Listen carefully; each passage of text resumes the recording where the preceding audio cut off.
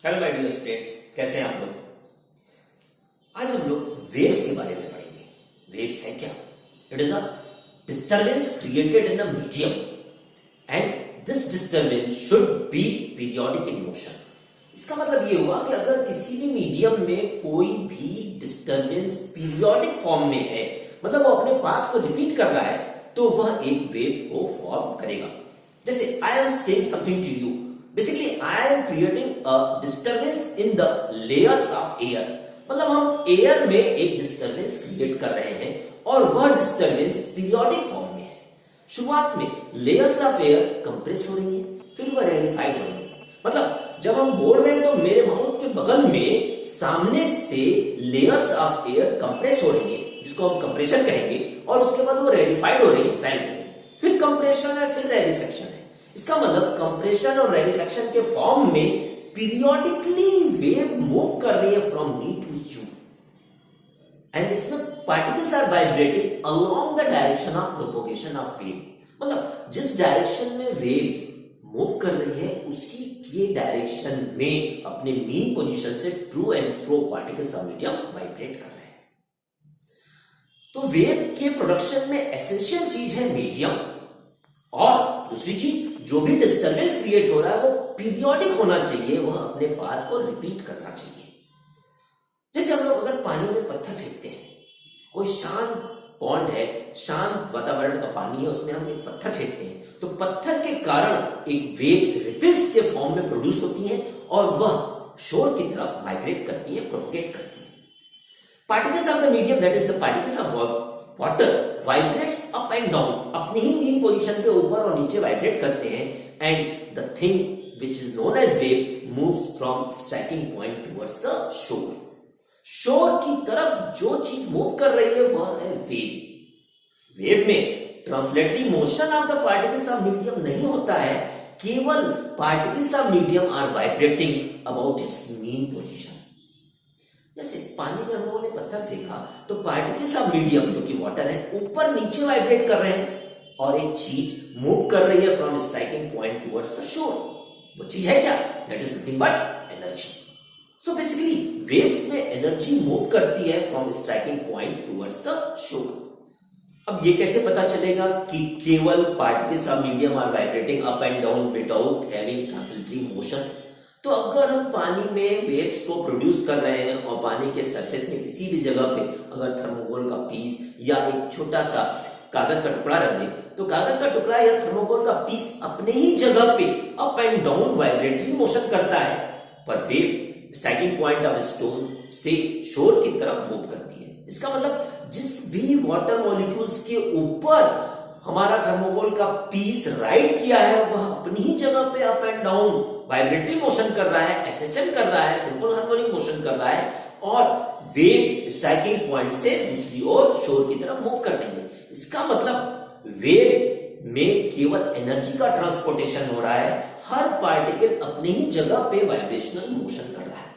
तो वेव के प्रोडक्शन में जो भी पार्टिकल्स ऑफ मीडियम है वह अपनी ही जगह पे वाइब्रेशनल मोशन करेंगे और एनर्जी वेव के फॉर्म में एक जगह से दूसरी जगह मूव करेगी या प्रोपोगेट करेगी।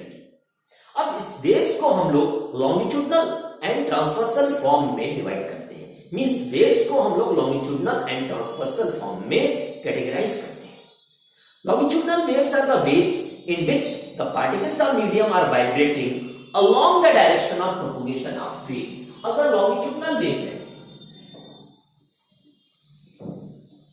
longitudinal waves, इसमें particles of the medium vibrate करता है to and fro along the direction of propagation of wave. wave हमारे से आप तक पहुंच रही है, हमसे आप तक पहुंच रही है, और पार्टिकल्स ऑफ मीडियम कंप्रेशन और रेरिफेक्शन के फॉर्म में अपनी जगह पे वाइब्रेशनल मोशन कर रहे हैं, तो वो वेव कहलाएगी लॉन्गिट्यूडनल वेव। लॉन्गिट्यूडनल वेव्स हमारी किसी भी मीडियम के अंदर प्रोड्यूस होती है। किसी भी मीडियम के अंदर, मतलब एयर के अंदर जो वेव प्रोड्यूस हो रही है, सॉलिड के अंदर, लिक्विड के अंदर जो वेव्स प्रोड्यूस हो रही है वह लॉन्गिट्यूडनल वेव्स होती है। ट्रांसवर्सल वेव्स क्या है? ट्रांसवर्सल वेव्स में particles of the medium vibrates perpendicular to the direction of propagation of wave. अगर यहाँ पे एच डायरेक्शन में मोशन है वेव का, एनर्जी का, तो उस केस में particles of the medium vibrates in Y direction perpendicular to the direction of propagation of wave. जैसे हम लोगों ने जब पानी में पत्थर फेंका था तो वेव्स के प्रोडक्शन में पार्टिकल्स ऑफ मीडियम जो कि वाटर थे perpendicular to the direction of propagation of wave move कर रहे थे। वहां पे वेव इस डायरेक्शन में मूव कर रही थी और पार्टिकल्स परपेंडिकुलरली मूव कर रहे थे। जबकि जब हमने कुछ बोला, एयर में कुछ साउंड प्रोड्यूस किया, तो वेव में particles of the medium vibrate कर रहे थे along the direction of propagation of wave. अब यहां अलग अलग मीडियम में अलग अलग तरीके की वेव्स प्रोड्यूस होंगी। अगर हम एक रस्सी को कहीं पे, एक स्ट्रिंग को कहीं पे एक एंड से बांध दें और दूसरे तरफ से हम उसमें एक वेव प्रोड्यूस करें, तो इसमें लॉन्गिट्यूडनल वेव्स भी प्रोड्यूस हो रही है एंड ट्रांसवर्सल वेव्स भी प्रोड्यूस हो रही है। मतलब combination of longitudinal and transversal waves produce हो रही है। पर अगर किसी सिलेंडर में हम वाटर को या किसी लिक्विड को फिल करके उसमें पिस्टन के थ्रू उसको कंप्रेस करके उसको छोड़े, जैसे किसी भी सिरिंज के अंदर अगर हम लिक्विड को रख के सिरिंज के पिस्टन को पुश करते हैं तो उसके अंदर जो वेव्स प्रोड्यूस होगी वो लॉन्गिट्यूडनल वेव्स होगी।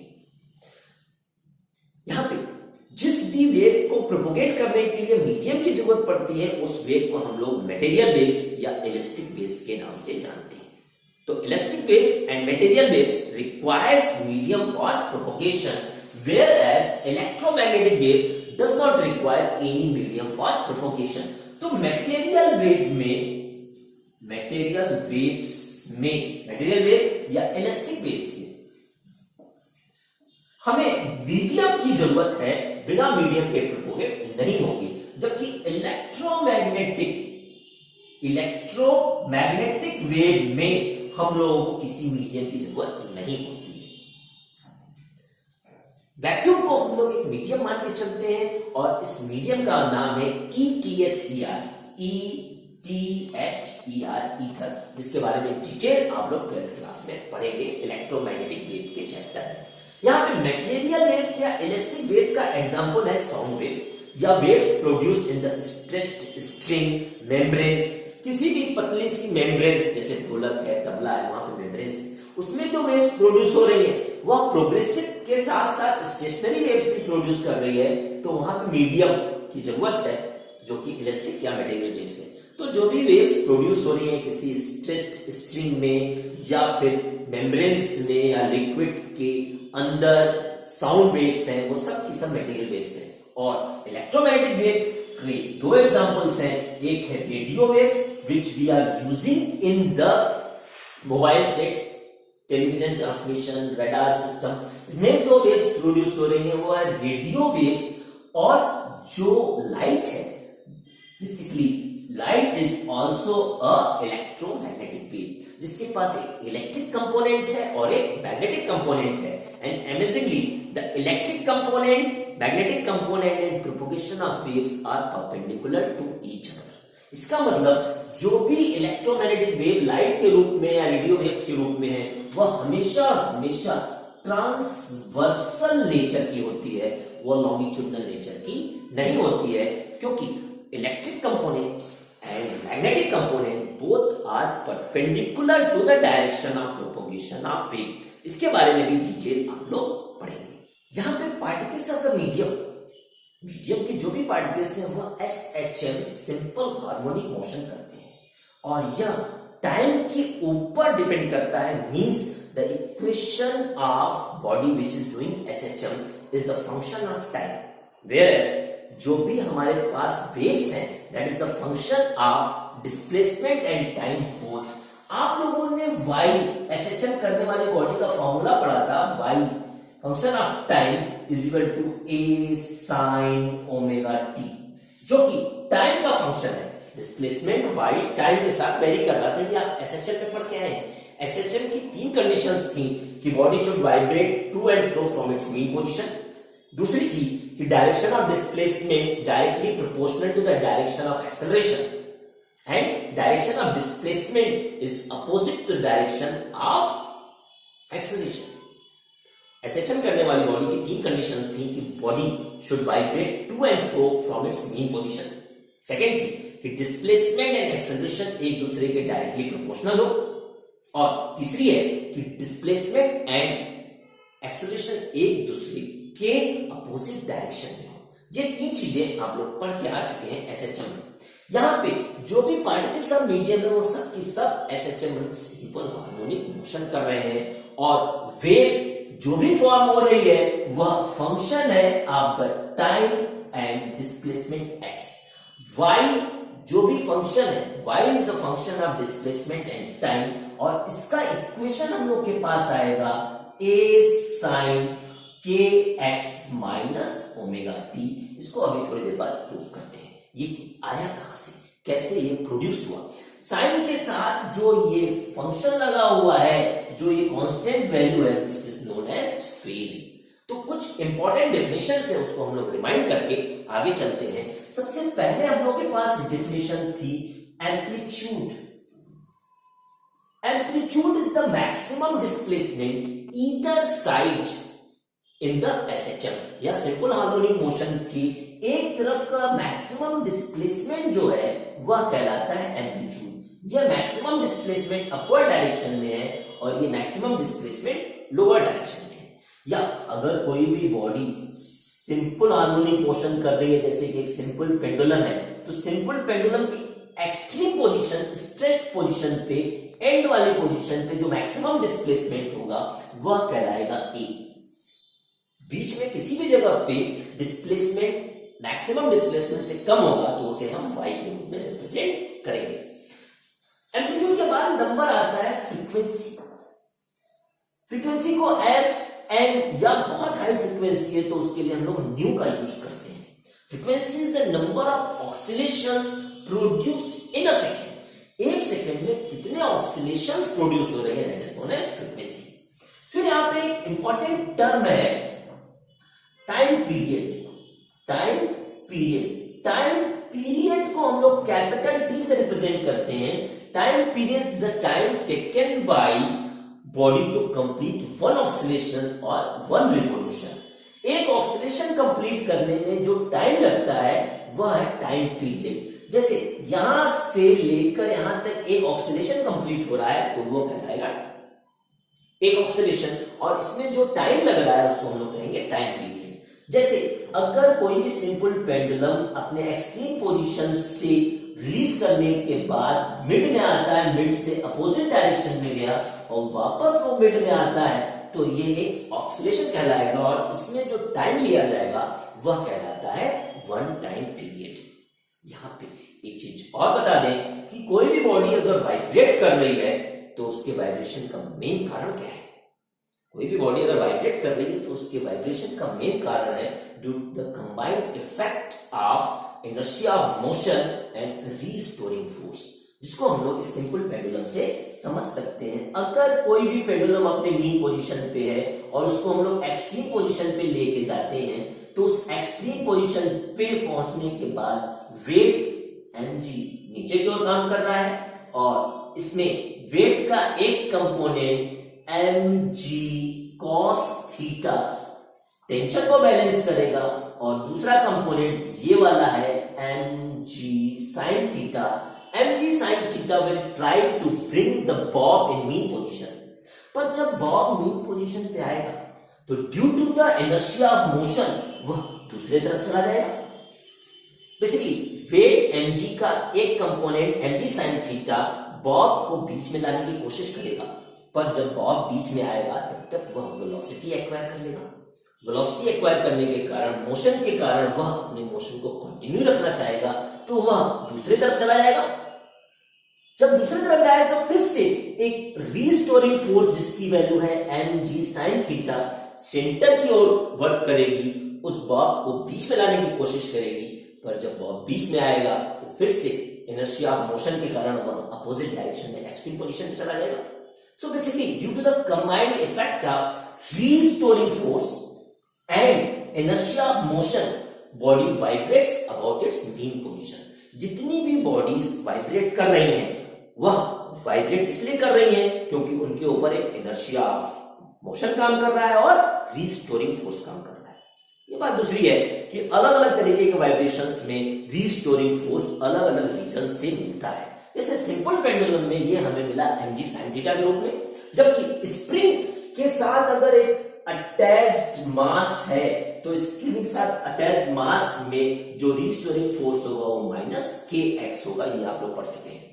अगर किसी लकड़ी के टुकड़े को हम लोग पानी के सरफेस पे रख के उसको पुश करके छोड़ दें तो वह ऊपर और नीचे वाइब्रेट करता है वाटर सरफेस पे, उस केस में restoring force is equal to the buoyancy force. तो जितनी भी बॉडी वाइब्रेट कर रही है उसमें रीस्टोरिंग फोर्स, री मतलब दोबारा, स्टोर मतलब प्रारंभिक अवस्था में लाने वाला force, so restoring force is the force which tries to bring the bob in its mean position or which tries to bring the body in its mean position। तो restoring force के कारण body अपने initial प्रारंभिक position में पहुंचने की कोशिश करती है, but due to the inertia of motion it tries to continue the motion and therefore due to the combined effect of restoring force and inertia of motion body vibrates about its mean position। तो यहाँ पे amplitude हो गया, frequency and time period. उसके बाद एक चीज आती है वेव लेंथ। वेव लेंथ को हम लोग रिप्रेजेंट करते हैं लैम्डा से। आप लोगों ने पढ़ रखा है it is distance between two consecutive crust और टू कॉन्जिक्यूटिव ट्रफ। ये आप लोगों ने पढ़ रखा है कि दो लगातार क्रस्ट और ट्रफ के बीच की डिस्टेंस कहलाती है वेव लेंथ। ये दोनों के दोनों क्रस्ट है, ये डिस्टेंस है लैम्डा।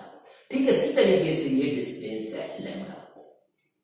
यहां पे थोड़ा सा मॉडिफाई कर रहे हैं कि it is the distance travelled by body in one time period time. एक टाइम पीरियड टाइम में वेव जितनी डिस्टेंस कवर करेगी that is known as wavelength. यहां पे एक टाइम पीरियड का टाइम यहां से यहां तक है। अगर हम लोग एक्स एक्सिस पे टाइम लेते हैं और y एक्सिस पे डिस्प्लेसमेंट लेते हैं तो ये तो हम लोग को एम्पलीट्यूड मिल गया, मैक्सिमम डिस्प्लेसमेंट ईदर साइड, और बीच में कहीं भी y की वैल्यू a से कम मिलेगी। और अगर यहां पे टाइम ले रहे हैं तो यहां से यहां तक जीरो से ये एक टाइम पीरियड का टाइम हुआ, तो एक टाइम पीरियड के टाइम में वेव जितनी आगे बढ़ रही है, डिस्टेंस कवर कर रही है, वो कहलाता है वेव लेंथ। मन में क्वेश्चन आता होगा कि ये हम लोगों ने पढ़ा है, मॉडिफाई क्यों किया जा रहा है? तो जो आपकी डिफिनीशन है उसमें इतना पोर्शन कॉमन है और हमारी वाली डिफिनीशन में ये चीज है, ये चीज अगर कट करके यहां लगा दें तो ये आपकी डिफिनीशन तैयार हो जाएगी, और अगर इसको हम यहां लगा देते हैं तो मेरी वाली डिफिनीशन तैयार होगी। इसकी जरूरत क्यों पड़ रही है उसको भी देख लें। हम लोगों ने एक फॉर्मूला देखा है v = n लैम्डा, जहां पे v थी velocity of wave and n है फ्रीक्वेंसी, लैम्डा है वेवलेंथ। तो यहां पे हम लोग इस फॉर्मूले को पहले प्रूफ करते हैं। उस फॉर्मूले के लिए हमें वेवलेंथ की डेफिनेशन का यूज करना पड़ेगा। तो हम लोगों ने देखा है डिस्टेंस ट्रेवल्ड बाय वेव इन one time period t = lambda. एक टाइम पीरियड में जो डिस्टेंस कवर हो रही है वो है लैम्डा। तो यहां पे distance travel by wave in 1 second, एक सेकेंड में कितनी डिस्टेंस कवर करेगी वो हो जाएगा लैम्डा बाई टी। और आप लोगों ने काइनेमेटिक्स में पढ़ रखा है कि distance travel by wave in 1 second is equal to velocity. यहां पे बस वेव वर्ड आ गया तो यहां पे वेव वेलोसिटी आ जाएगा, क्योंकि आप लोगों ने पढ़ा होगा कि distance travel by body in 1 second is equal to velocity. यहां पे वेव वर्ड आ गया तो वेव वेलोसिटी हो जाएगी। So basically this is what v। तो v इज इक्वल टू हम लोगों को मिला लैम्डा बाई टी। फिर एक चीज आप लोग और जानते हैं कि 1 by T is equal to frequency f। तो यहां पे हम लोग लिख सकते हैं v is equal to n lambda या v is equal to f lambda. ये फॉर्मूला यहां से प्रूफ हो गया। यहां पे नया वर्ड आएगा फेज, PHAS या एंगुलर फेज। फेज के टर्म में हम लोग वेवलेंथ को डिफाइन करेंगे। वेवलेंथ है क्या? Wavelength is the distance between two consecutive particles which are having the same phase. दो लगातार पार्टिकल्स के बीच की वह डिस्टेंस जो कि सेम फेज में है। अगर दो पार्टिकल्स A और B सेम फेज में है तो उस समय उनके बीच की जो मिनिमम डिस्टेंस कहलाएगी that is known as lambda. तो अब यहाँ पे नया टर्म आ रहा है फेज। तो फेज को जानने के लिए हम लोग थोड़ा और आगे चलते हैं। Phase is a physical parameter. Phase is a parameter which gives information about the position and direction of motion of vibrating particle of the body, जो कि position and direction of motion के बारे में इंफॉर्मेशन देता है। अगर ये हम लोगों के पास वेव है, इस तरीके से वेव है, जब हम लोग पानी में पत्थर फेंक रहे हैं तो ये वाला पार्टिकल कुछ इस तरीके से मूव करेगा। पहले वो नीचे जाएगा, फिर ये यहां पे ऊपर जाएगा। अगर इस पार्टिकल को हम लोग ए मान लें, this is B C D E F G H, ये पार्टिकल्स ले लेना है। जब पानी में पत्थर फेंकते हैं तो ए वाला पार्टिकल जब ऊपर जाएगा तो बी वाला पार्टिकल नीचे जाएगा, सी वाला पार्टिकल ऊपर की ओर मोशन करेगा, डी वाला नीचे जाएगा। इसी तरीके से ई ऊपर जाएगा, एफ नीचे जाएगा, जी ऊपर जाएगा। यहां पे ए सी ई जी की पोजीशन भी सेम है एंड डायरेक्शन ऑफ मोशन भी सेम है। डायरेक्शन ऑफ मोशन चारों का ऊपर की ओर है और पोजीशन सेम है, तो इसका मतलब यह particles A C E G are in the same phase. और दो कॉन्जिक्यूटिव सेम फेज के पार्टिकल्स के बीच की डिस्टेंस कहलाती है लैम्डा, जो कि अभी हम लोगों ने थोड़ी देर पहले देखा है। तो यहां पे फेज को और अच्छी तरीके से समझने के लिए हम लोग फेज को लेते हैं इन द एंगुलर फॉर्म, मतलब फेज को मेजर करते हैं in the form of angles, और इसका मेजरमेंट हम लोग रेडियन के रूप में करते हैं।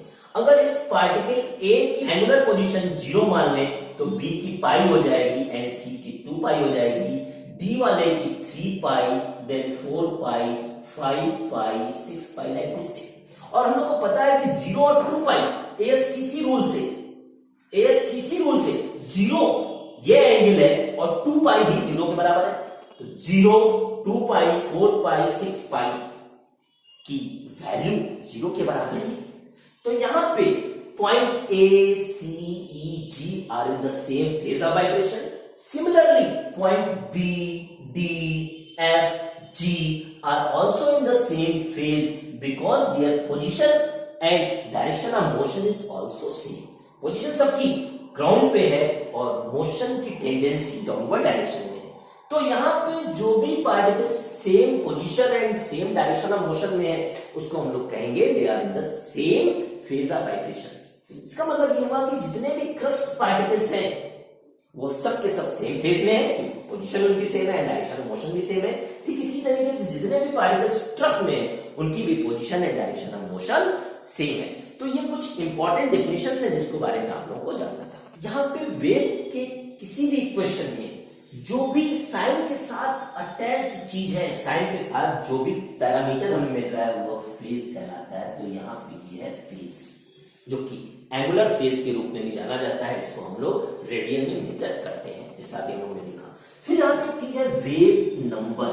वेव नंबर पर यहाँ पे हम लोगों को एंगुलर वेव नंबर की जरूरत है। एंगुलर वेव नंबर यहाँ पे है एंगुलर वेव नंबर, जिसको हम लोग यहाँ पे k से रिप्रेजेंट करते हैं और इसकी वैल्यू होती है 2 पाई बाई लैम्डा। अगर वेव नंबर होता तो वह होता 1 लैम्डा, अगर वेव नंबर होता तो वो होता 1 अपॉन लैम्डा। पर यहाँ पे है एंगुलर वेव नंबर, तो एंगुलर वेव नंबर का फॉर्मूला है 2 पाई बाई लैम्डा। अब हम लोग इक्वेशंस ऑफ प्रोग्रेसिव वेव देखेंगे। इक्वेशन ऑफ प्रोग्रेसिव वेव से पहले एक चीज और जान लेते हैं, उसका नाम है पल्स, PULSE। पल्स का मतलब है short duration wave.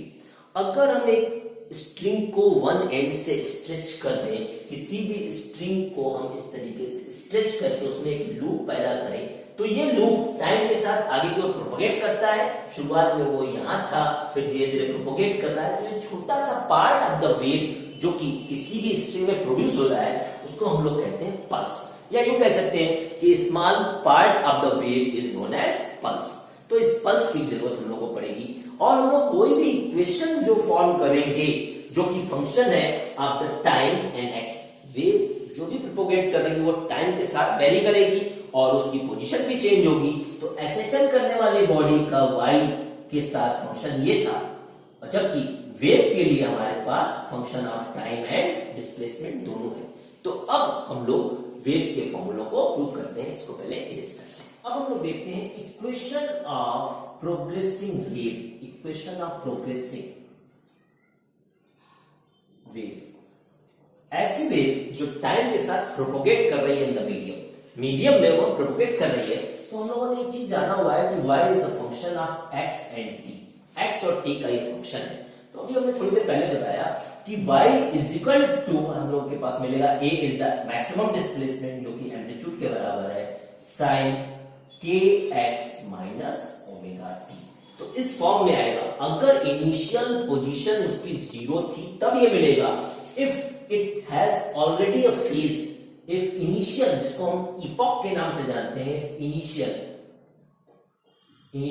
Phase, initial position, initial phase phi है, तब हम लोग को यहां पे x t मिलेगा a sin k x minus omega t plus five. ये फाइव फेज के साथ ऐड हो जाएगा। खैर, अभी हम लोग इसका इक्वेशन देखते हैं। सबसे पहले हम लोग एग्जांपल लेंगे, जब हम लोग पानी में स्टोन फेंक रहे हैं, शांत पानी में पत्थर फेंक रहे हैं, तो जहां पे पत्थर फॉल कर रहा है वहां पे वाटर नीचे गया, उसके बाद वाटर के मॉलिक्यूल्स ऊपर उठ रहे हैं।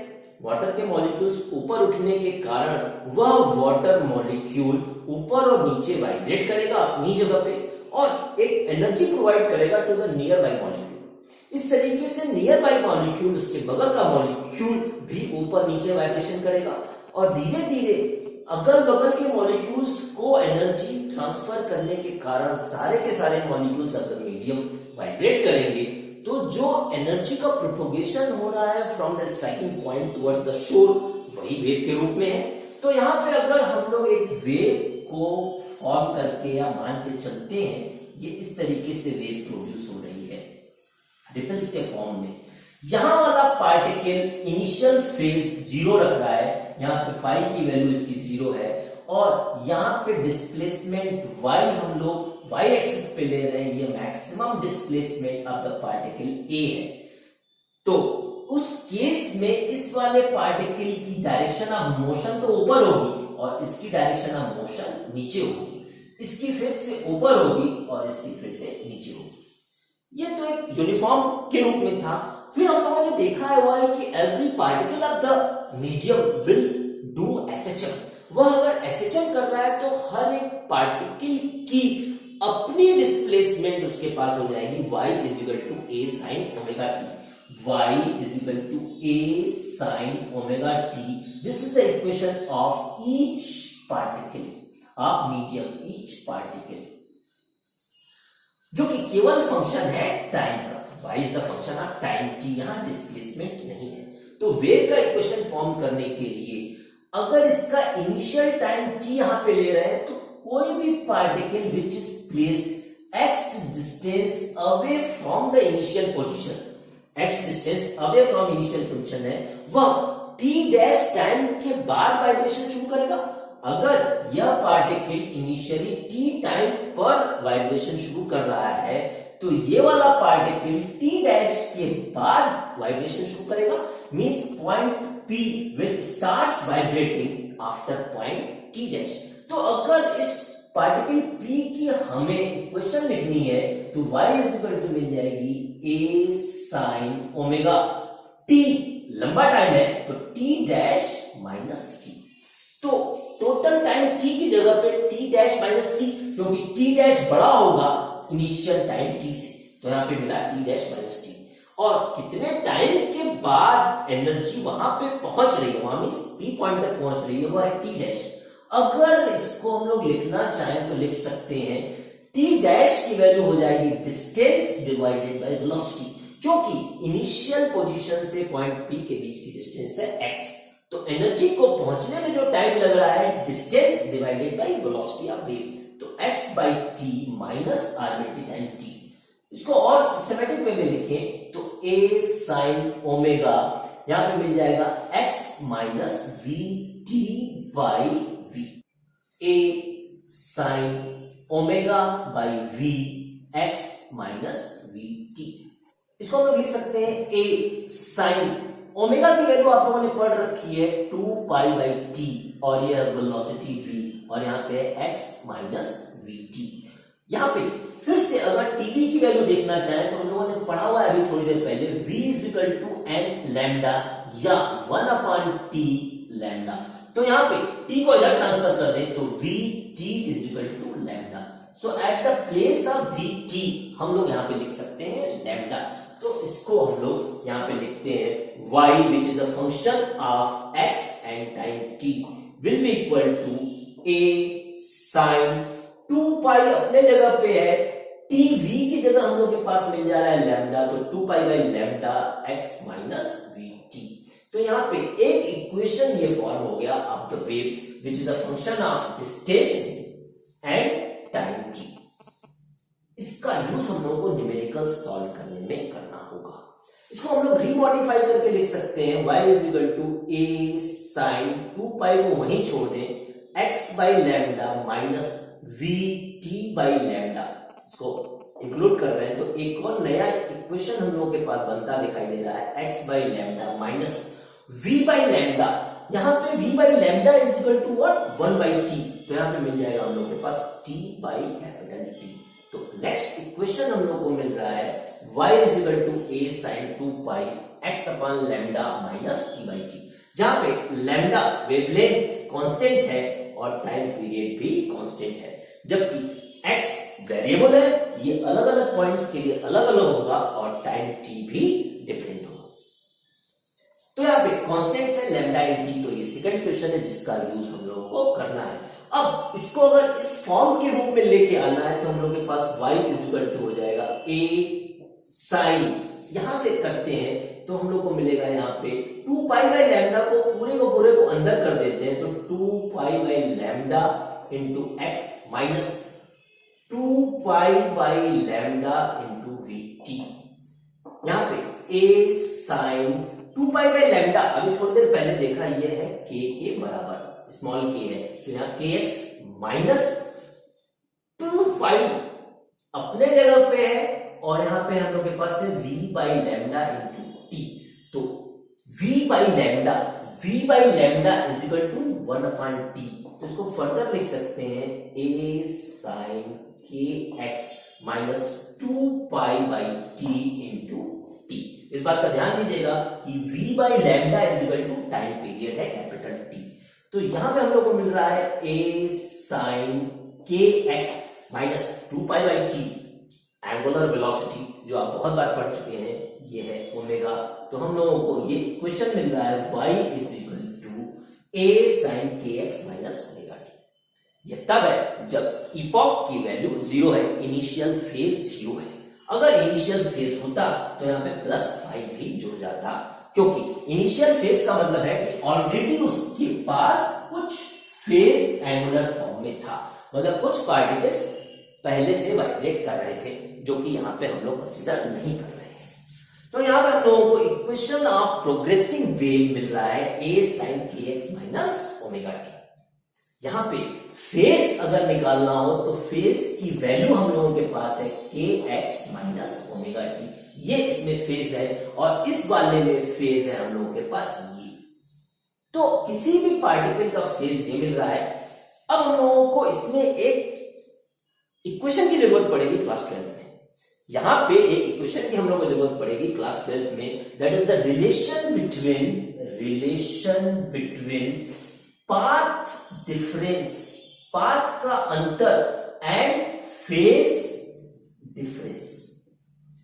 अभी थोड़ी देर पहले हम लोगों ने देखा कि इस पार्टिकल और इस पार्टिकल ए और इस पार्टिकल सी की फेज सेम थी, क्योंकि position and direction of motion same थी, तो बड़े आराम से देख लिया हम लोगों ने। पर अगर डिफरेंट पार्टिकल्स है, एक पार्टिकल P है और दूसरा पार्टिकल हमें यहाँ पे ले लेना है Q। इस पार्टिकल P की पोजीशन इनिशियल से x1 है और इस पार्टिकल Q की इनिशियल से पोजीशन है x2। इस पार्टिकल P की पोजीशन है इनिशियल से x1 और इसका फेज हम मान ले रहे हैं φ1 है। दूसरे पार्टिकल Q की पोजीशन है x2 और इसका फेज है φ2। तो अब path difference of P and Q और phase difference of P and Q के टर्म में हम लोग को एक रिलेशन एस्टेब्लिश करना है। इस बात का ध्यान देना है कि पाथ डिफरेंस को एयर में, हवा में या किसी मीडियम में मेजर करना आसान है, बट फेज डिफरेंस एंगल को हवा में मेजर करना थोड़ा सा मुश्किल है। तो यहां पे हम लोग पाथ डिफरेंस के टर्म में फेज डिफरेंस को मेजर करते हैं। तो यहां से अगर हम लोग फेज देखते हैं इससे, तो फेज हम लोगों को मिल जा रहा है 2 pi, phase equal to 2 pi X by lambda minus T by T, 2 pi X by lambda minus T by T. तो इस P पॉइंट का फेज फाई 1 जो कि P का फेज है, यह होगा 2 पाई, किसी भी आर्बिट्ररी टाइम t पर इसका फेज होगा 2 पाई x1 by lambda minus T by T. क्योंकि टाइम पीरियड सेम है, वेवलेंथ सेम है, किसी भी आर्बिट्ररी टाइम t पर पहले वाले पार्टिकल P की पोजीशन है x1। ठीक इसी तरीके से phi 2 that is of Q मिल जाएगी 2 pi x2 by lambda minus T by T. तो दोनों पार्टिकल्स P एंड Q के फेज मिल गए हैं और यहां पे पाथ हमारे पास है x1 एंड x2। तो अगर एक को दूसरे से माइनस करते हैं, तो यहां पे अगर फाई 2 माइनस फाई 1 करते हैं, तो फाई 2 माइनस फाई 1 करने पे 2 पाई तो बाहर निकल गया, 2 वाले को पहले लिखते हैं, तो x2 by lambda minus T by T minus x1 by lambda, minus minus plus हो जाएगा t बाई टी। तो t बाई टी कैंसिल हो गया, यहां पे हम लोग को मिला delta phi will be equal to 2 pi, lambda को यहां से बाहर ले ले तो हम लोग को मिल रहा है x2 माइनस x1। तो यहां से हम लोग लिख सकते हैं phase difference that is delta phi is equal to 2 pi by lambda path difference। इस बात का भी ध्यान देना है, जो भी पाथ डिफरेंस आएगा वह आएगा इन टर्म्स ऑफ वेवलेंथ के टर्म में ये हमें पाथ डिफरेंस मिलेगा। तो इस फॉर्मूले का यूज हम लोगों को 12th क्लास में ऑप्टिक्स, पर्टिकुलरली वेव ऑप्टिक्स में करना है। अब इसके बेस कुछ क्वेश्चन हम लोग सॉल्व करेंगे। यह प्रोग्रेसिव वेव का इक्वेशन था। इस वीडियो लेक्चर में इतना ही है। नेक्स्ट वीडियो लेक्चर में हम लोग कुछ और चीजें जानेंगे। Okay, have a nice day.